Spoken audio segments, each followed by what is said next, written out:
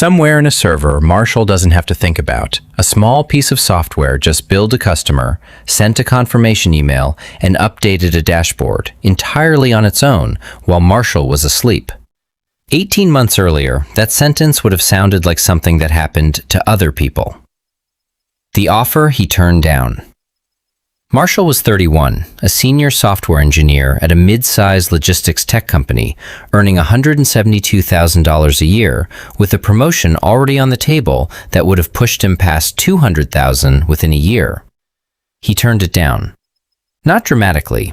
He sat across from his manager, a good manager, someone who had genuinely advocated for him, and said he was leaving to build something of his own. Then watched the man's face do that specific thing faces do when they're trying to look supportive about a decision they privately think is a mistake. He wasn't chasing some vague dream. He'd spent 2 years, nights and weekends, sketching out a specific idea. A small suite of scheduling and invoicing tools built for independent tradespeople, plumbers, electricians, and small landscaping crews, people underserved by the bloated software built for larger companies. The plan was to build it once, automate the billing and support as much as humanly possible, and let it run. Passive in the strictest sense of the word. Money that didn't need him standing over it every day, the way his salary absolutely had. He had 11 months of expenses saved. He assumed, the way people usually do when they start something like this, that 11 months would be more than enough. The skill that saved him first. The first month nearly ended the whole project, and the thing that saved it wasn't inspiration. It was a habit so ordinary at his old job that he'd never once thought of it as a skill. Root cause debugging. In his corporate role, when something broke, the instinct wasn't to panic or guess.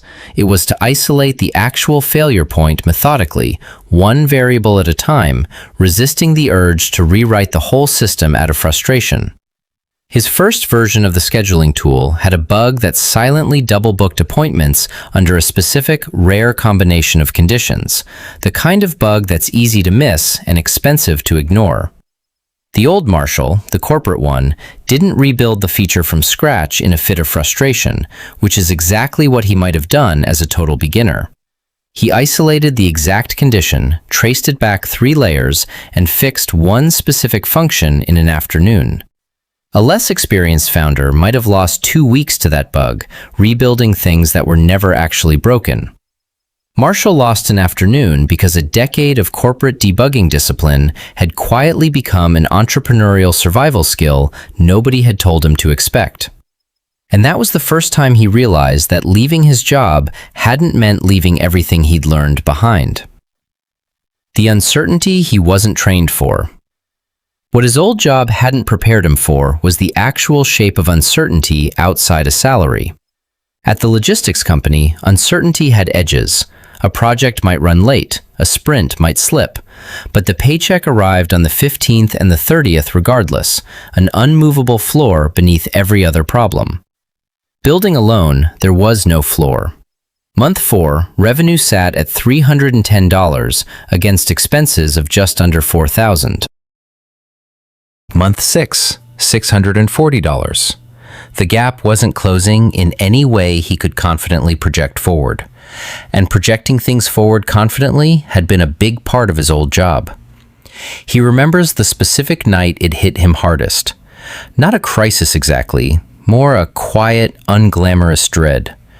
Doing math at his kitchen table that kept landing on a runway shorter than he'd told himself it was.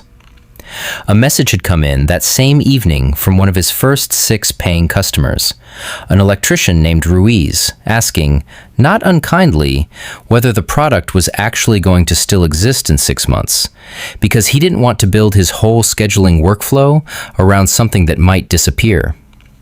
Marshall didn't have a confident answer for him either, and typing out a reassuring reply he didn't fully believe himself was its own strange kind of exhausting. For the first time, there was no manager, deadline, or calendar telling him when the uncertainty would end.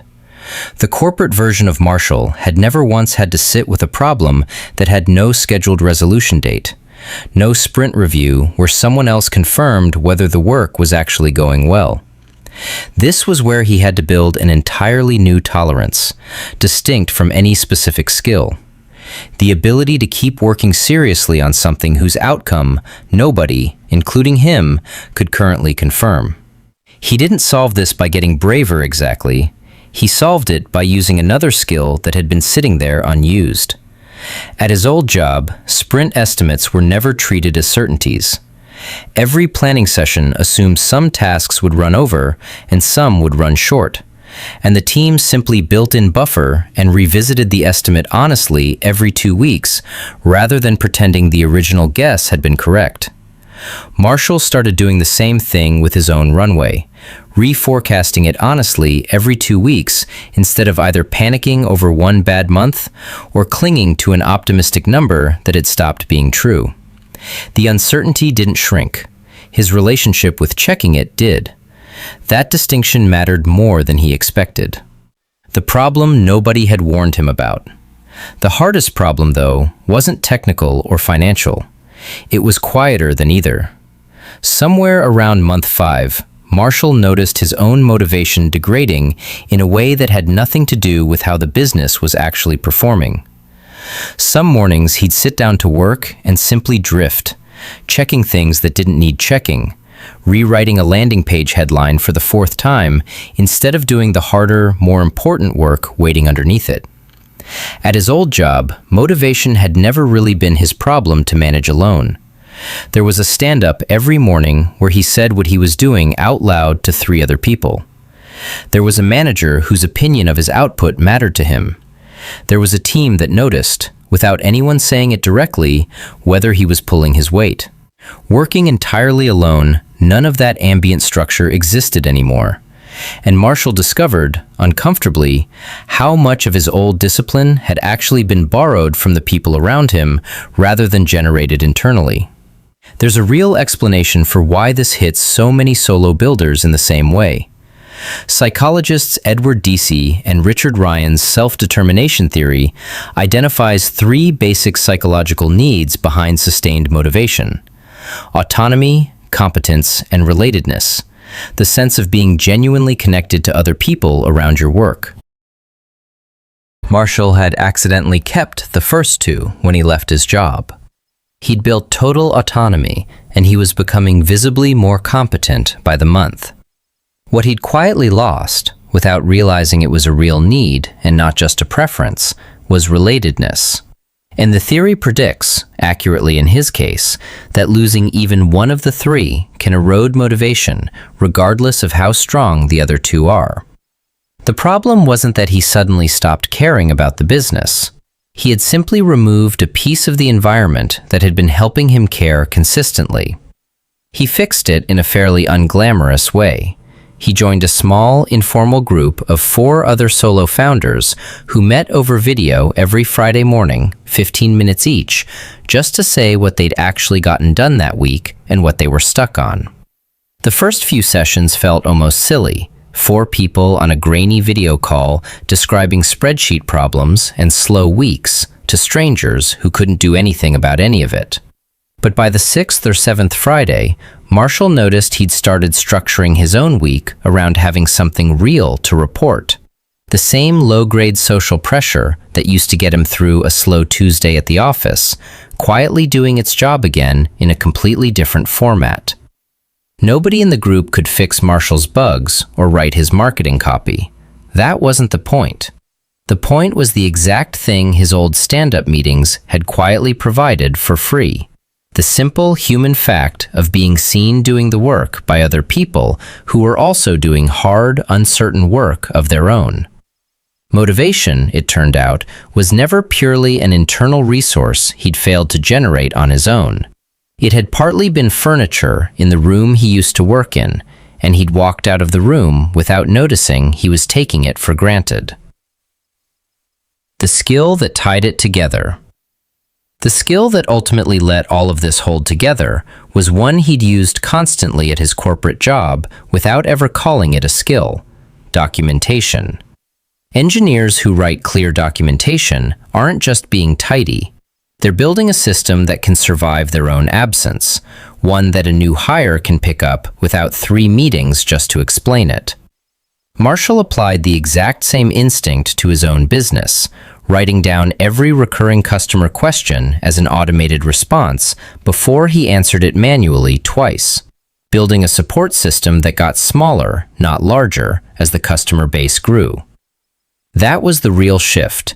He wasn't just trying to make the software work without him, he was designing the business to need less of him over time. By month 11, the support tickets that used to eat 2 hours of his day were resolving themselves through documentation he'd written months earlier, freeing up time that went straight back into the actual product instead of firefighting. The passive income he was chasing wasn't going to arrive through motivation or luck. It was going to arrive, if it arrived at all, through exactly this kind of unglamorous, boring documentation work, done early, done thoroughly, and done before it felt urgent. Where it landed. At month 14, monthly recurring revenue crossed $4,000 for the first time, still well under his old salary, but climbing in a shape his old paycheck never had, without a proportional increase in his own hours. By month 18, it crossed $9,000 a month, with support automated enough that Marshall spent roughly 6 hours a week on the business that was, by then, replacing the salary he'd walked away from. Ruiz, the electrician who'd once asked whether the product would even exist in 6 months, is still a customer 18 months later, still running his whole scheduling workflow through the tool Marshall built at his kitchen table. He mentioned it offhand in a support message a few weeks ago, almost in passing, that he'd recommended it to 2 other guys in his trade. Marshall read that message twice. It answered a question Ruiz had never actually gotten a confident reply to the first time he'd asked it. He still works. That part surprises people who assume passive means absent. He still writes code, still talks to customers, and still checks the numbers. What's different is the shape of the requirement. The old job needed him for 40 hours a week, without exception, or the paycheck simply stopped. The business he built needs him for a handful of hours, mostly by choice now rather than necessity, and would keep running for a good while even if he didn't give it those hours. That was the part he had actually been trying to build from the beginning. The bug he fixed in an afternoon during month 1 is still running, quietly and correctly, inside the same server that billed a customer while he slept last night. He never once thought of himself as someone with transferable skills back when he was still collecting a salary for using them. It took building something with nobody watching to find out how much he'd actually learned, and how little of it, in the end, had anything to do with the size of the number on his old paycheck.